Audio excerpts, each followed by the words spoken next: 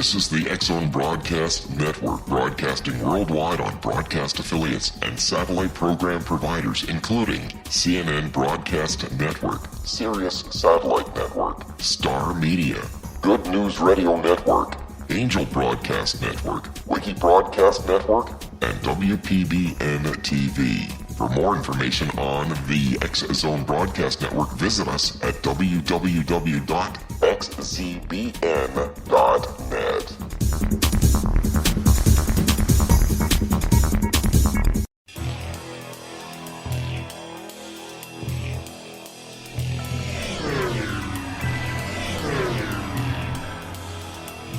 This is A Different Perspective with Kevin Randle. A retired U.S. Lieutenant Colonel, Kevin Randle has been studying UFOs for nearly 50 years. Kevin has investigated some of the most famous UFO cases in the world and has been consulted for dozens of documentaries about UFOs. Considered one of the leading experts into the Roswell UFO crash of 1947, Kevin has written more than 25 books about UFOs, including the recently published Roswell in the 21st Century. Now, here's the host of A Different Perspective, Kevin Randle.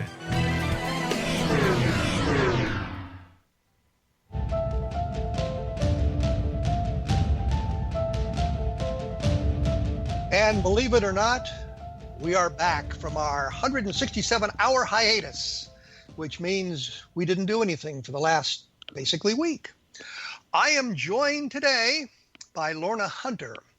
She is a native from Minnesota and a farm girl with a lifelong interest in science and nature. Her education focused heavily on the scientists, but when she joined MUFON and began to seriously delve into the mysteries of ufology, she added science to the mind to her curriculum and is currently pursuing a degree in psychology.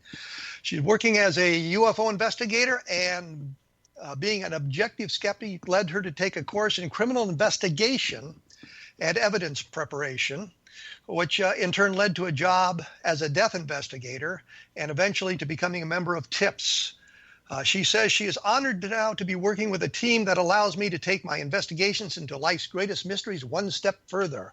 I introduce Lorna Hunter. Lorna, are you there? Hello, Kevin. You are there. I thought for a minute you'd skipped out on me. I was just listening to the intro. Daunting. Well, it's what you sent me, so or sent to me. I suggested I go to, I suppose. Going into this, I mean, we delve into ufology here mostly, but I noticed that you also do paranormal investigations, and we'll get to that a little bit later. But you've been involved in some of the, I guess, biggest UFO cases in Minnesota, or at least know about some of the biggest cases. UFO cases in Minnesota. One of them known as the Tin Can Man, which you kind of alerted me to. Was it last summer or the summer before? I forget. Yeah, 2015. 2 years ago already. Oh my God, I can't believe that. Can you give us just briefly a sketch of Tin Can Man? And I ask you this because we're going to have to take a break here shortly, so be aware of that. Tin Can Man. Okay, October 23rd, 1965, a young man was coming home to Long Prairie, and his car stopped, and on the road in front of him was what he described as a spaceship. Looked like a rocket, and more frightening than the spaceship was that there were three little creatures underneath the ship that he described as tin cans with legs. So that's why it's called the Tin Can, or a lot of people call it the beer can alien spaceship, because that's the size the little critters were. So you're saying they're about 6 inches tall? Yeah. And they were in the shape of a pop can or beer can. Yeah. And they were moving around under their own volition. Yes, they were. On little matchstick, he called it matchstick legs. And what happened after his car stopped? He saw the rocket ship, and it looks, from the illustration, looks kind of like the classic V-2 rocket with sitting on the fins and the whole kit and caboodle there. What happened after that? Well, after a few minutes, they disappeared up underneath inside the rocket ship, and it took off and disappeared. Did they climb up a ladder? Started back up, and it doesn't say. It just says they, disappeared up inside of it, and I don't recall any mention of any ladder. Okay, and when he says his car started again, it started by itself, or could he just now start it? It doesn't say that, and that's one of the classical sightings of the era, the electromagnetic effect, where everyone said, well, when the UFO came over, my car stopped, and then when it was gone, it started back up again. But nobody ever says if they physically cranked it or if it started on its own. Well, that is always left out of all the reports. When we come back in just a few minutes, I'm going to explore that a little bit, because I did a survey of Mark Roddiker's book on electromagnetic effects in the cars, because that was a question I had, and I was able to come up with a bit of an answer. We will be back with Lorna Hunter in just a few minutes, and we'll have more information about all of this information at www.kevinrandle.blogspot.com. And I'm going to take a moment and suggest that you all take a look at Roswell in the 21st Century, which you can find on Amazon as an ebook or whatever you want. But we will be back in just a few minutes.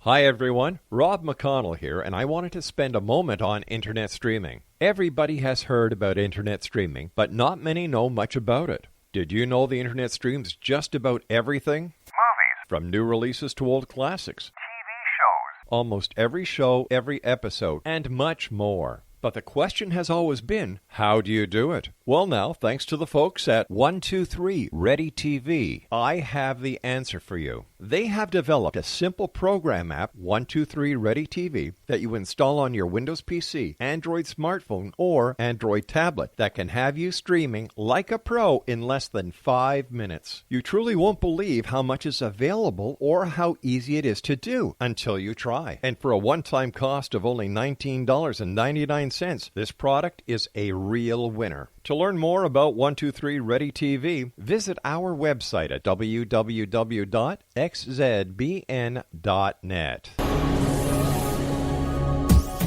This is the X-Zone Broadcast Network, broadcasting worldwide on broadcast affiliates and satellite program providers, including CNN Broadcast Network, Sirius Satellite Network, Star Media, Good News Radio Network, Angel Broadcast Network, Wiki Broadcast Network, and WPBN TV. For more information on the X-Zone Broadcast Network, visit us at www.xzbn.net.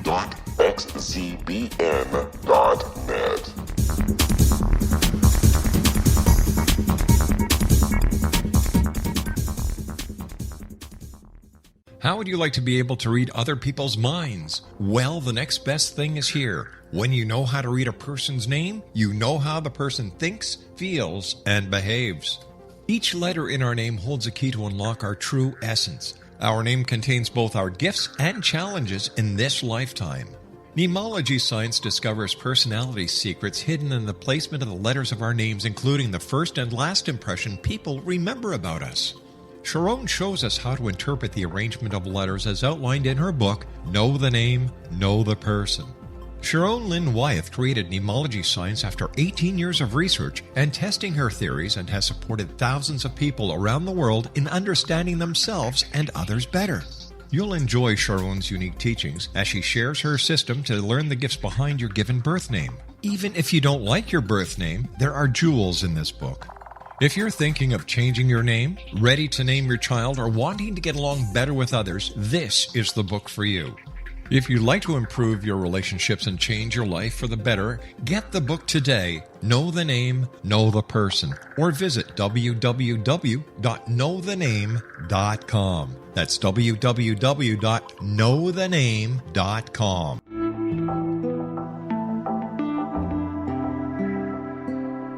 Take a step back in time and discover old Florida cuisine at Marsh Landing Restaurant in Fellsmere, Florida.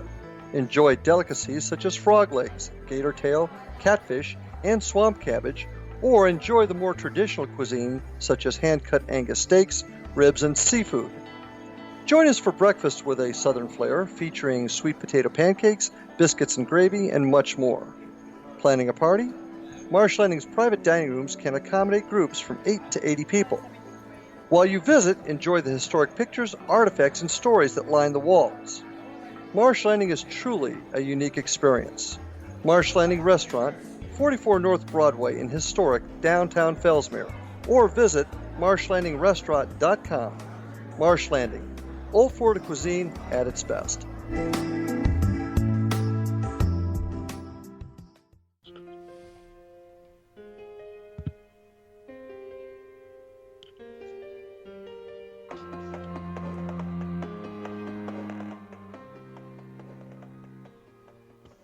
And we are back with Lorna Hunter, who is a Minnesota ufologist and an investigator of the paranormal. And we'll try to get to that in a little while. When we went away, I'd asked a question about whether the guy had to start his car or whether or not it started spontaneously.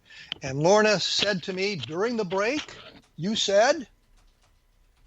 Lorna? I read through the report quick, and I found where it says that he says the car started by itself. And I did not have to touch the starter. But previously, after it had stopped, he was trying to start it, and nothing would happen. But once the UFO left and was about a mile high and out of sight, the car started spontaneously, and the lights came back on. Okay. The reason I asked that question is during the Condon Committee, and the Condon Committee, of course, for the listeners, was the University of Colorado study of the of UFOs for the Air Force, and they had discounted the electromagnetic effects. They'd looked at one case, I think, that happened while they were on, and they could not come up with a reason why, if you suppressed an electrical field with a large magnetic force, that the car would then spontaneously start. They could understand how it would suppress the flow of electrons, I guess, to the lights and fill the radio with static, but they couldn't understand why the car would start. And because of that, I looked some stuff up, and I went through Mark Rodiker's report on the electromagnetic effects that he had put together of all the cases where cars or equipment, machinery, had been stopped by close approach of UFOs. And that was the one thing I found, that oftentimes it would say when the UFO was gone, the car started. But there were many cases where they specifically said once the UFO was gone, I could start the car. And so I'm thinking that in the vast majority of the cases, the driver took some action to start the car. So it's not that the electromagnetic field is suppressing the engine and then it spontaneously sort of starts again, but the driver actually starts the car. So that was a key point, and I'm glad we were able to clear that up on the Tin Can Man. Were there other witnesses? I often wondered about that. Are there other witnesses to this sighting? Not to the actual craft or the little creatures themselves. There were several other reports in the area that night of bright lights that were seen, in various places. Some coon hunters were out and saw the bright lights.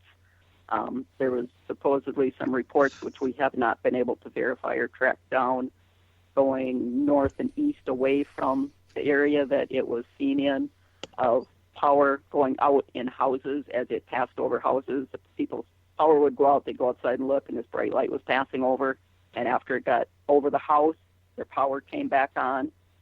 So again, the electromagnetic effect suppressing their power supply. I don't know, but supposedly you could track the path of the UFO by the power outages that night, which is, something I have not been able to verify. But that I've heard that from a couple of different people who were alive and in town at the time that this happened. Well, this kind of harkens back to the Levelland sightings from 1957, where we had a lot of people in different locations around Levelland, Texas, reporting the object. And as they approached the object, or the object approached them, their car engines died, their radios filled with static, their lights went out, and then when the object was gone, and in a number of the cases here, it also mentioned that the person actually took some action to start the car again or start their vehicle. But there were people in, I think, 13 locations around Levelland, Texas, which is right next door to Lubbock, for those of you who are visualizing a map. But I've never heard anything like this, where the object was sitting on the ground on a highway, stopped the car, and then after it left, you could kind of track the progress of it through its suppression of electrical systems in various locations. And you say you have not been able to verify that, but you've heard it from some other people. Right. Which, yes, it would be a wonderful case if we could verify that. But from 50 years ago, how do we verify that? I'm sure the power company, if the power was out and came back on, they're not going to have records of it. The sheriff's department didn't have records because nothing was, digitized or put on computers or anything back then. Oh, we've thrown all that stuff away. I said, do you have the report that was filed that night? And they looked at me like I was crazy. No. That would all be gone. I said, oh, okay, it was worth a shot, because I would have liked to have seen the original sheriff's report, because the young man did drive right into Long Prairie and go directly to the sheriff. Scared out of his wits. The sheriff verified that, even several years later when we were looking into it for MUFON. He said, I said, poor kid was white as a sheet. Was there any residue left on the highway when the craft took off? Did anybody notice anything like that? I have some reports that there were 3 lines of possibly an oily substance on the road. I have a report of a young man who went out with his grandpa and said there was like concentric circle cracks in the tar in a concentric circle form. Again, it's not, back in the day, they didn't go out and investigate this with forensic science like we would do today. It's okay, big deal. I'm sure nobody went out and marked the spot off exactly, and nobody knew who, all the onlookers who went out later and looked had no clue where exactly it happened, right? I think the gentleman that you talked to said that the sheriff's son mentioned that someone had come up and gone out with a Geiger counter. And that was news to me until he contacted the newspaper last year and talked about the sighting. Well, what's interesting about some of these old cases, and I realize that oftentimes the investigation was left to private UFO researchers. That the Air Force ignored cases if they weren't directly reported to them, and I found documentation in the Blue Book files where they've actually said that, written back to somebody who queried about a case and said, well, this was not part of the Blue Book system, it was not reported to us, so that they didn't bother to go out and look at it, although they might have collected newspaper clippings about the sighting and that sort of thing. But I am surprised that if you can get a hold of some of the old records, what you can learn about that. And I say that because of some of the research I've done in the Socorro case recently. But interesting, there was a report out of Roswell that they had packed the alleged bodies in dry ice. And we went to one of the ice houses in Roswell that had a history going back into almost to the turn of the last century. And we couldn't find records for 1947, but we found them for like 1928 and 1929 and 1930. Oh, wow. So it's really kind of haphazard. And the point is, you have to kind of go look for this stuff. And it kind of comes to my mind, did you look in the local newspapers that maybe would suggest power outages that have been reported in specific areas? Or and if it was kind of really localized, there might not even be a report in the newspaper. But had you thought about trying to track it that way? I went through the entire newspaper of the day that it was reported. It was front page news on the one newspaper. I went through the previous weeks. I went through the following week's newspaper looking for sheriff's reports. Because today, a reporter goes up to the courthouse and sits down at the computer and writes down all the sheriff's reports, right? Every incident that comes in gets written down, and it's the news for the next week's newspaper. There were no sheriff's reports. The only thing reported was this UFO.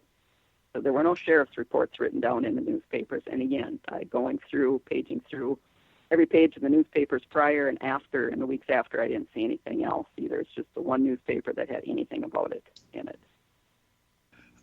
Sometimes you get lucky, and sometimes it just doesn't work. I mean, and you kind of. We're lucky that we physically had the copies of the newspapers. I didn't have to go through the fish and look at them. But it's easier for me to scan a whole page of a newspaper than to try to look through a fish machine. Well, I know that you were a MUFON member. This was 1964, and I'm not. I don't think MUFON officially got. I'm sorry, 65, but I'm not sure MUFON got organized until after that, so there wouldn't be anything in the MUFON records. Right. But what about NICAP or APRO? NICAP being the National Investigations Committee on Aerial Phenomenon, and I know you know that, and APRO being the Aerial Phenomena Research Organization with Coral and Jim Lorenzen as the directors of that organization. And did you look at their newsletters to see if there was anything about it in there? No, that's what you're here for, to remind me to do that. The information that we have, and I thought one of the reports that I had came from NICAP, and I could be mistaken because I have it on our website as the original NICAP report. The one report, and I know you've seen it, it's the top of it says U.S. Air Force Technical Information. So does that mean that this Project Blue Book came out and talked to these people and took that information down? How would that guy have gotten this 10-page form to fill out? Well, the Air Force. If somebody reported it to the Air Force, one of their techniques was simply to send, I think it was Air Force Form 117 to them, which is this long, stupid report, 7 or 8 or 9 or 10 pages about the sighting. And one of the things they do is a little bit of narration of the sighting. So if the Air Force, if somebody reported it officially to the Air Force, meaning somebody had called an Air Force base and said there was this UFO sighting, then they would have, at a minimum, sent the report form. And if you look at through the Project Blue Book files, you'll find some of them say Air Force Form 1711 not completed, so they just closed the case as insufficient data.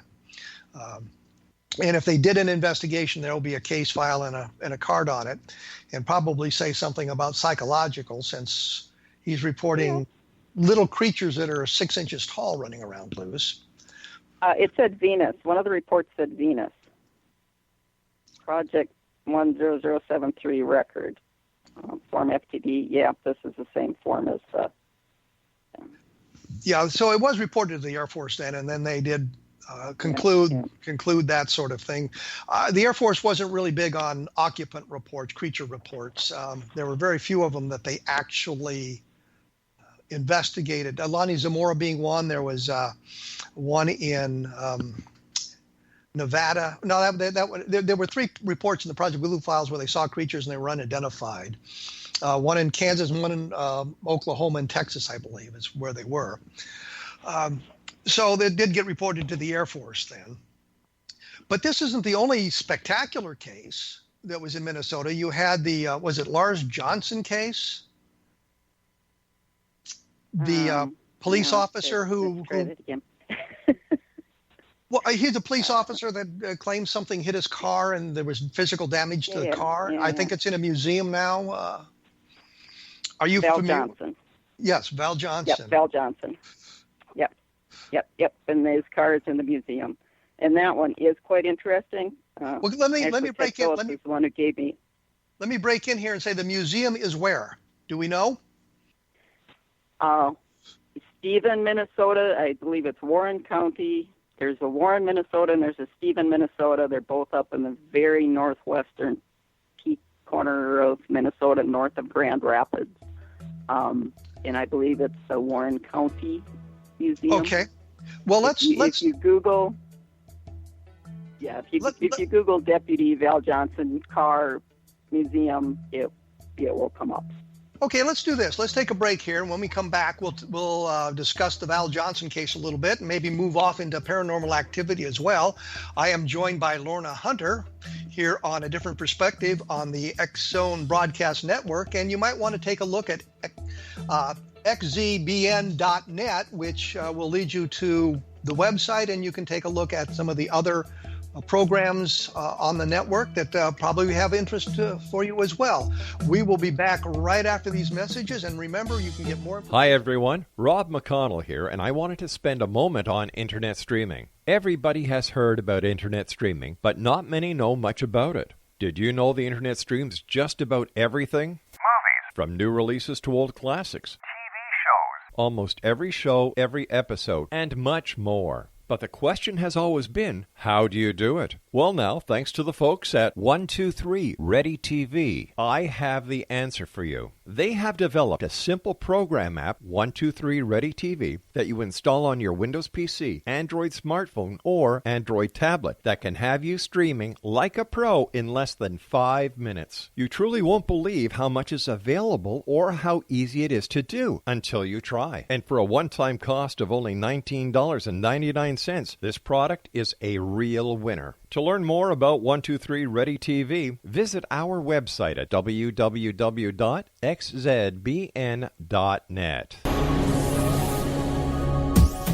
This is the X-Zone Broadcast Network, broadcasting worldwide on broadcast affiliates and satellite program providers, including CNN Broadcast Network, Sirius Satellite Network, Star Media, Good News Radio Network, Angel Broadcast Network, Wiki Broadcast Network, and WPBN TV. For more information on the X-Zone Broadcast Network, visit us at www.xzbn.net.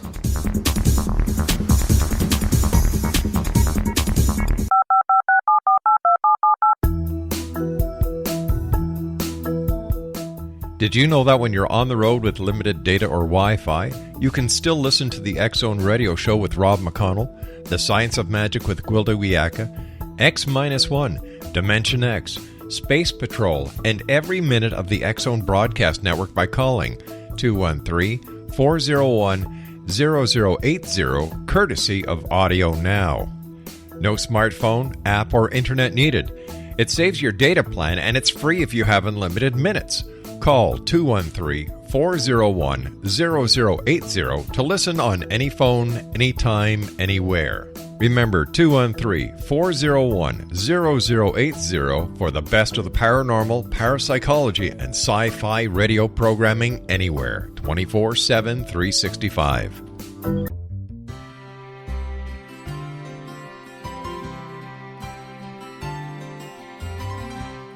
True healing must address 4 levels: physical, emotional, mental, and spiritual, for us to live joyful and productive lives. We tend to treat 3 of the 4, leaving the spiritual languishing. If you're tired of the same dysfunctional patterns cropping up in your life, Soul Balancing is for you.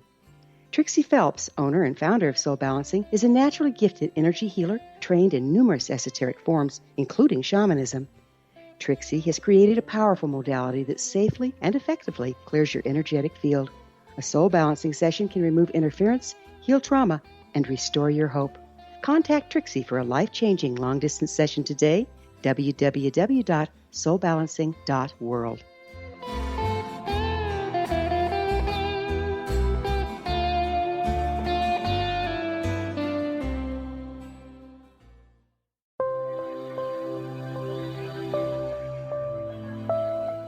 There's a legend shared by many indigenous cultures of a time when the nations were cast to the 4 corners of the world. Each nation was given a body of sacred knowledge that held a different portion of the truth to preserve. True reality could not be known until all the nations reunited, combining the information. If a single one was missing, the world could not be reborn and darkness would prevail. The Science of Magic Radio is dedicated to reuniting the sacred knowledge. With the understanding, none of us has all the answers, but together we can open new perceptions and possibilities. Through our combined vision, the world can be reborn into a place where darkness no longer prevails. Join me, Gwilda Wiyaka, and the Science of Magic daily on the X-Zone Broadcast Network, xzbn.net, or visit us at thescienceofmagic.net.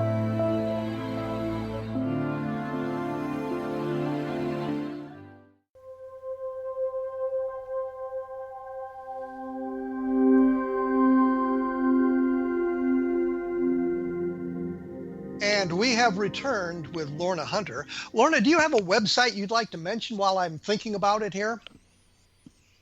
Yes, my Lakes Area Paranormal Interest Group is lacig.org,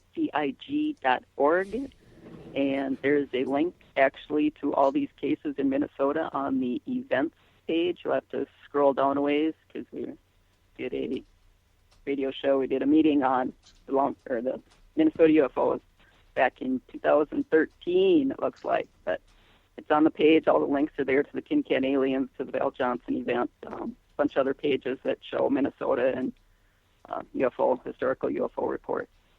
Bigfoot in Minnesota, Ghost in Minnesota. Okay.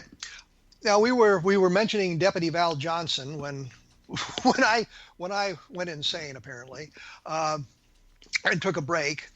But can you give us some of the details of that case? This was in Marshall County, Minnesota. So I was wrong. I said Warren County, but the towns are Warren and Stephen. It's Marshall County. It was August 27th, 1979, 1:40 a.m. when Deputy Val Johnson called into dispatch. There was a bright white light that he could see in the distance. He thought perhaps an airplane had crash landed. He didn't know what it was. He was going to check it out. The next time when he called in, he had been hit. He had just, woken up from a crash. His vehicle had been hit. 14 minutes were missing from both his watch and from his cruiser clock, dash clock. His eyes were burnt. They described it as like having welder burns to his eyes. The windshield was cracked. There was a lot of damage to the car. Cracked windshield, front headlights out, antennas bent, dents in the hood. The trunk antenna, the officer was unconscious, burns to his eyes, dash clock in his watch, 14 minutes, small hole in the speedometer glass inside. The car had continued. They could see the tracks on the road that he must have applied the brakes. The car had skidded down the road hundreds of feet after the impact. Skid marks for 100 feet with right angle turn into the ditch. So he ended up in the ditch unconscious after seeing this white ball of light. Well, when you say there was missing time, essentially, which is one of the hallmarks of an abduction case, is this? Did anybody explore that avenue? I suppose. I don't think so. I have never seen anything that said that it was, and I'm sure he was not going to be amenable to that. So he's got the missing time, but no research has been done into that. Well, I can understand why he would want to do that. 14 minutes, yeah. I know that a number of cases of police officers who were involved in kind of UFO reports have seen their careers kind of collapse because of that, a ridicule factor and that sort of thing. Did that happen to him? Was there any ridicule involved in this? I'm sure there was. What I know of him is when I was taking the criminal investigations class, there was a gentleman in my class from Park Rapids, and his secretary was Val Johnson's cousin. And she said, "You do not mention it to him. He will not talk about it. He wants to hear nothing about it." That's interesting. That's the same thing. That was the same thing with Lonnie Zamora in the Socorro case. I had a friend, Bob Cornett, and he was down there at the Very Large Array, that big radio telescope operation out just west of Socorro. I always think of it as a whopping huge array, but it's the Very Large Array. And because he was there, he called Zamora, and Zamora said, "Well, you can come over. We're having a barbecue and have some barbecue with us, but I don't want to talk about the flying saucer." And so Zamora would not talk about it. So I'm not surprised. I know a number of police officers who had reported UFOs soon left their job as police officers because of that sort of thing. And I'm not sure it's related directly to the UFO sighting, but it's the reaction of the people around them to the UFO sighting. And that's kind of what you're suggesting here, isn't it? Right. But they kept the car. If the county, if they're going to ridicule him, why did they keep the car? Why do they still have the car in the museum? Well, did he finish out his right? So he must have had a little bit of support. Did he retire from the police force, or did he eventually quit and take another job? I do not know. That I don't know. We should maybe mention that the gentleman who saw the little tin can aliens and the rocket ship sitting on the ground, nobody's been able to find him. Several other UFO researchers have been looking for him, and no one knows what happened to him. So, if they don't want to be found and they don't want to talk about it, I guess they just disappear. But we're not the suggesting thing that I have on the Val Johnson. Well, I'm not suggesting that he, died or, might have changed his name or something, but the one from the tin can alien sighting had, his parents had been contacted, and they said that the Air Force had contacted them and told them not to talk about it. But we're not suggesting anything nefarious here. The guy just got tired of talking about UFOs and decided to go away. You don't want to be found? Yeah, you're not going to be found. Well, I think, the problem, one of the problems with UFO research and people who pay attention to it, when something like that happens, they always assume some kind of a conspiratorial aspect to it, suggesting the guy has disappeared because he saw the UFO. And then I guess there is a causal relation there, but it's not that the government disappeared him or the men in black got him. It's just he didn't want to talk about this anymore, and it may have impacted his job. It may have impacted his family life. And the guy in Alabama who took the picture of the alien, Greenhaw, I think his name was, eventually kind of did the same thing, decided to not talk about it anymore and go away. So, that's kind of an interesting aspect to this when you think about it, that people who see UFOs and then report them officially find themselves the butt of jokes and the victims of ridicule, and that kind of turns them off to helping researchers, and it kind of turns other people off to reporting that. And I think mainly of airline pilots, Air Force pilots. If you see a UFO, then suddenly your abilities and your credibility is questioned, and you find your in the military, you might find your career derailed. In the airline industry, you might find yourself grounded. And we know of a number of cases where pilots have reported UFOs and found themselves grounded after that. So I can kind of understand that. But Deputy Johnson, he saw a light. Did he see a craft of any kind, or was it just a light coming at him?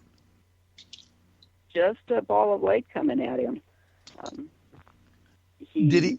The interesting thing in the car, if you've seen pictures of the car, I have not been up to see it yet. That's on my list of things to do. It's about a 5-hour drive from where I'm at, so that's why it hasn't gotten done yet. And you need to make an appointment. The museum is only open certain days of the week. But there's one headlight on one side of the car that was broken, a circular dent on the hood. The windshield was shattered, which was inspected by the Ford Motor Company, inspected the windshield, and they said it had been pushed in and sucked back out. Circular roof emergency light was broken. The roof antenna was bent. The trunk antenna was bent, and they're not, not a 45-degree, 60-degree angle. What Ted Phillips said when he saw the car was that the bends in the antennas still had bugs on them. Like mosquito, you're driving down the road, you get mosquitoes, you get, whatever, bugs at night. They still had bugs on them, even when it was bent. So it wasn't like somebody took a pair of pliers and, held it on each side and bent these antennas. Well, we should point out Ted Phillips is, I guess, the guru of landing trace cases. He's compiled a catalog, I think, of about 5,000 landing trace cases, UFO landing trace cases throughout the country, and other phenomenon as well. So he did investigate the case, and he thought it was a very good case, didn't he? Yes, and he also said that at one point in time, the dent in the hood had residue in it. When he talked to the deputies that were on the scene after this case, or after the accident, they had said, well, yeah, there was, some yellowish or some color residue in that dent. I said, well, did anybody swab it? Well, I mean, and these are police, right? You'd think they would have done it. No. It's a UFO. Nobody thought about, taking trace samples for UFO cases back then. Well, I know this is would it have helped? Maybe not, but it just seems like, that's automatic. Now we look for traces. We look for something that's not of this earth, right? That was left behind. Yeah, and I find that in lots and lots of UFO cases. They didn't repair the car then. It's still in the condition it was after the incident. Right. Yeah. They took it out of service and preserved it. That seems like an awful big expense for a county to do. Yeah, I questioned that at the Paracon. Wasn't it, let's see, the guy, Chad Lewis from Wisconsin, that said he had an answer for that when I questioned that. Did somebody buy it and put it in the museum? Did the county, somebody came up with the money and bought the car and put it in the museum? Right after the incident? Yeah, well, apparently. Okay. They didn't fix it. They didn't drive it after that because our police cars, our sheriff's deputy cars, are constantly in the shop. I mean, they're hitting deer all the time. So our cars are always in the shop, just being repaired and put back out on the road. So yes, my question was why wasn't it repaired and put back out on the road? But for some reason, somebody did see the need to preserve it. But I'm not sure who came up with the money to save it. I was going to say it's private citizen then. It wasn't the Air Force that needed it for testing, or it wasn't the Condon Committee that wanted to look at it. It was some private citizen that bought the car. Either that or the museum. Was this? This is a UFO museum? No, it's the county museum, and it covers a couple of counties up there because people are few and far between up in that area of the state. And if we wanted to be nasty, populated area. And if we wanted to be nasty, we'd say, well, there's not a lot to do in northern Minnesota, especially in the winter. I was going to say it's not like Iowa. We'll let that one slide here, where we do have a lot of things to do in Iowa in the winter, and that sort of thing. I want to get into pardon me? I said, yeah, but this happened in August. Okay. 79. I'm going to say that we're going to try to get to the paranormal when we come back here after a few messages and that sort of thing. If you want to take a look at more of this sort of thing, you can visit Lorna's website, or you can type Lorna Hunter into your search engine, and you can reach her that way and find out some more about what she has done. I will have some information at my blog at www.kevinrandle.blogspot.com in the next couple of days, and a link to the program if you'd like to listen to it again, and links to other programs that you might like to listen to if you've missed some of that. Also, I'm going to mention this as a book I did called Conversations, which has a paranormal theme to it that, since we're going to go into the paranormal, you might want to take a look at as well. But we will return right after this with Lorna Hunter of Minnesota.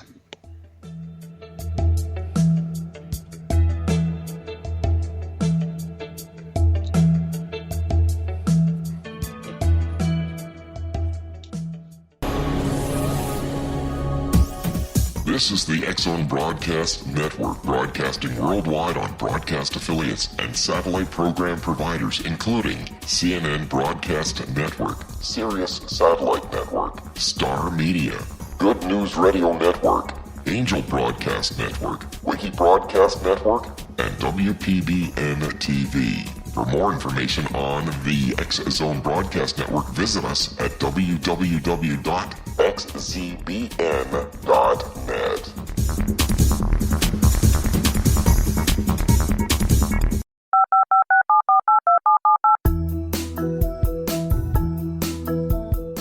Did you know that when you're on the road with limited data or Wi-Fi, you can still listen to the X-Zone Radio Show with Rob McConnell, The Science of Magic with Gwilda Wiyaka, X-1, Dimension X, Space Patrol, and every minute of the X-Zone Broadcast Network by calling 213 213-401-0080, courtesy of Audio Now.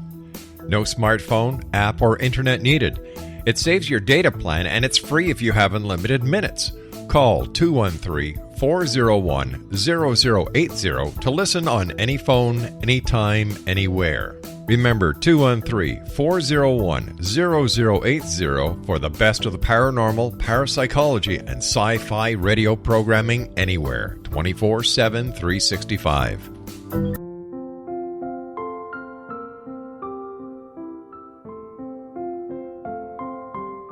I am Dr. Carl O'Helvey, founder, president of a new cancer foundation focusing on evidence-based physical, mental, and spiritual interventions, including natural cancer cures, prayer, meditation, affirmations, nutrition, and other related holistic cancer prevention and cure modalities. These are used in cancer education, research, and financing care. I ask for your help to continue this important work by donating at www.holisticcancerfoundation.com.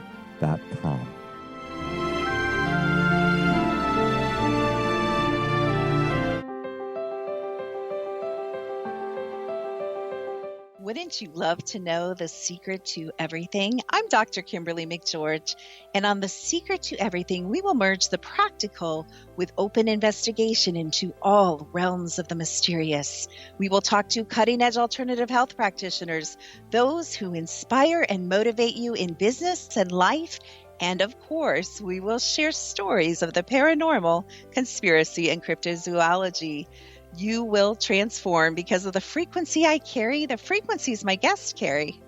Life may never be the same after you listen to this program, for the secret to everything is for you, the listener, for those who desire more in every area of their lives and believe that it can still be found.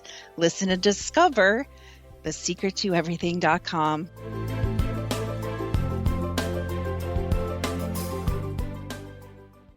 Little children aren't the only ones afraid of the dark. Millions of soldiers return from war zones with PTSD, anger, frustration, fear, and loneliness, much of which surfaces during the darkness of the night. You have the chance to change the lives of these American heroes. Songs and Stories for Soldiers.us provides free MP3 players for these men and women. With a list of 3 million songs in 16 different styles, 100,000 audiobooks, and 30,000 old-time radio programs, every veteran can find something to soothe and comfort them at no cost.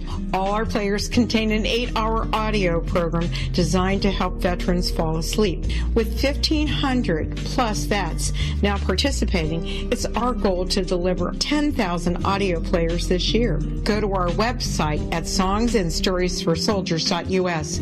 Help us help a veteran make it through the night.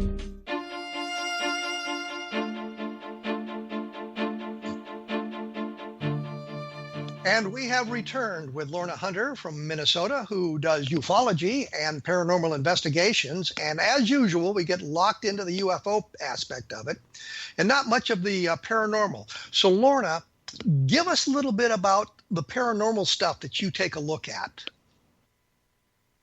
Well, mostly ghost investigations, haunted houses, haunted buildings. Specifically, our team, the International Paranormal Society, does historic buildings that are probably in need of restoration, and we work to raise money for these buildings, museums, whatever. I am the director of the Christie Home Museum in Long Prairie, which is a house museum. It was built in 1901 by Dr. George Christie. His family lived in the house until 1976, when the last son passed away. He was also a doctor. He had his clinic in the house. And when they died, the family gave the house to the city to be used as a museum. Needless to say, some of the family members and some of the maids are still hanging around in the house. So we have done investigations in the house. Actually, Adrian Lee wrote a complete little novella on the haunting of the house because it had just about everything you could ask for except a full-bodied apparition show up. And we had one that was close. Well, when you say a full body apparition, what do you mean? Well, we didn't see a ghost per se, but there's the thing called the full spectrum camera, and we have the misty outline shows up on the full spectrum. And the full spectrum camera means it sees outside the infrared and ultraviolet farther than our eye can see. It sees what our eye can't see. This is moving a little bit. Is there a possibility that are you interpreting these images on the film? I guess you're interpreting these images as ghosts or apparitions. Oh, okay. I am very skeptical about this stuff, and I have to be able to recreate things. You know, if I can recreate a photo, it's not okay. You know, I can do that, so that's not a ghost. That's dust. You know, you have the flash on, it's dust, whatever. So we're not talking orbs, although we have plenty of those on film. Adrian Lee is a psychic, and he can see dead people. All right, I don't know how he does it. He's good. I'll give him that. When we were touring the house, he looked down the staircase and he said, "There's somebody standing at the bottom of the stairs. I'm going to take a picture with my full spectrum camera." And he did. And there was this mist in the shape of a person exactly where he said there would be one. But I don't know how it happens. I can't do it. There's some things you got to just say, okay, you know, but go for the hard evidence, right? That's a maybe. Interpreting the photo, you're correct. Well, I was going to say, but he brought the camera in. He brought the camera into the house, and the film was already loaded into it, so you don't know if there was some kind of double exposure. Digital. Digital. No, the digital camera. Digital camera. Yep, so everything's digital. Yep, everything's digital nowadays. So there's no loading. Oh my God! I just aged myself by immediately assuming that he had film in the camera. For crying out loud, I haven't used film in a camera in 15 years. So this was a digital camera. At least. Yeah. Okay. I do know that digital cameras sometimes register images that really aren't there. It has to do with the camera itself and the makeup of the cameras as well. Yes, the camera artifacts. Yes, I'm good friends with Mark D'Antonio, who is the MUFON guru for analyzing. He's photo analyst for MUFON. Yes, we've had him on the program. Yep, worked very closely with him, and so yeah, I know what's a good photo and what's not a good photo, what to throw out, what to keep, right? And there are some that you just have no explanation for. But you know there are some apps that can implant a ghost image within seconds into a digital camera, and they're available all over the place. Oh, absolutely. I also know the people I'm working with, and the reason I'm with this, the International Paranormal Society, is because we do it right. I trust them, not to put ghosts in with apps. Right? But I have seen, and the one that comes to mind immediately was something, a program on one of the like the Discovery Channel or something, where they were doing dowsing. And the guy claimed they had found a coin. He dowsed out a coin, an old coin. He told, dig here, and they found this old coin. And when they went back and looked at the footage as they were shooting this, they saw the guy actually drop the coin into the bucket of dirt so that something was found. And so, I mean, there are all kinds of ways of faking this stuff. And you have to know the person you're working with. Is there anything that you can think of that would suggest they might be manipulating the data somewhat? Absolutely not. No, seriously not. Like I said, that's why I work with this team. I was totally skeptical of ghost hunters when I was in MUFON.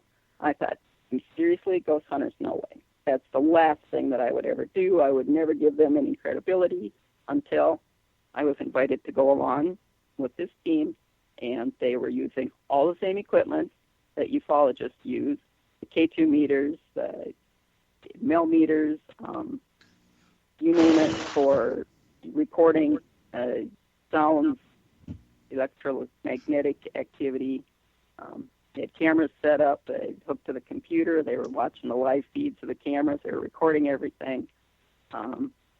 Yeah, these guys do it right. Well, you said one thing that interests me. You said you're no longer with MUFON. Well, I'm a life member, but that's about as far as it goes. Why have you stopped your activity with MUFON?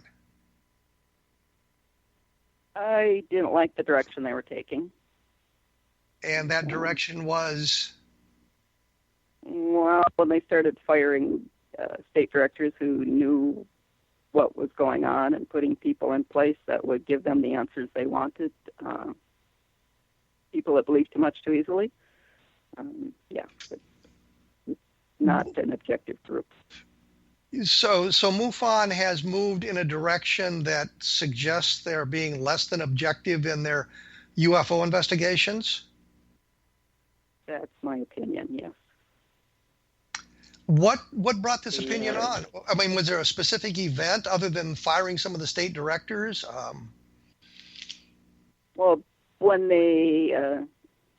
Bigelow got involved with them was the turning point. But he was involved for he was involved a long time ago. I mean, in the mid 1990s. Yeah, but he wasn't paying for investigations till 2009 is when they started with the STAR team investigations, when Bigelow actually paid to receive all the reports that came in. But didn't he buy a whole bunch of abduction reports from John Carpenter, who was their abduction researcher? I don't know about the abduction ones. He was specifically interested in anything that had a propulsion, craft landings. He wanted to know the propulsion because obviously he was trying to get outer space or get back to the moon.